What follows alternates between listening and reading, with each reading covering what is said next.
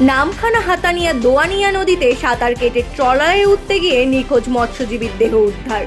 অবশেষে 36 ঘন্টা পর উদ্ধার হলো নিখোঁজ মৎস্যজীবীর দেহ। আজ কিছুক্ষণ আগে তার দেহ উদ্ধার হয়। মৃত মৎস্যজীবীর নাম বিশাল তিমসিনা। উল্লেখ্য, মঙ্গলবার রাতে নামখানার হাতানিয়া দোয়ানিয়া নদীতে নেমে নিখোঁজ হয়ে গিয়েছিলেন ওই মৎস্যজীবী। জানা গিয়েছে, হাতানিয়া দোয়ানিয়া নদীর মাঝখানে এফবি ভদ্রকালী নামক ট্রলারটি দাঁড়িয়েছিল। বিশাল ওই ট্রলারের একজন কর্মী ছিলেন। সোমবার রাত প্রায় 11:30 নাগাদ তিনি ওই ট্রলারে ওঠার জন্য নামখানার খেয়াঘাটে এসেছিলেন। সেই সময় খেয়াঘাটে কোনো নৌকা ছিল না। বাধ্য হয়ে তিনি ট্রলারে ওঠার জন্য নদীতে নেমে সাঁতার কাটা শুরু করেন। কিন্তু সেই সময় নদীতে প্রবল স্রোত ছিল। সেই স্রোতে তিনি তলিয়ে যান।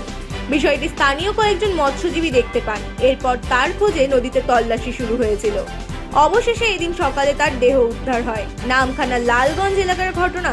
উল্লেখ্য, গতকাল রাতে বঙ্গোপসাগরের ট্রলার ডুবিতে এখনো 2 জন মৎস্যজীবী। তাদের উদ্ধারে চলছে বঙ্গোপসাগরে তল্লাশি। আজ যে মৎস্যজীবী উদ্ধার হলো সে মৎস্যজীবীর ট্রলার ডুবির নয় বলে জানা গেছে। এই মৎস্যজীবী নৌকাতে সাঁতার কেটে ট্রলারে উঠতে গিয়েই নিখোঁজ হয়েছিল।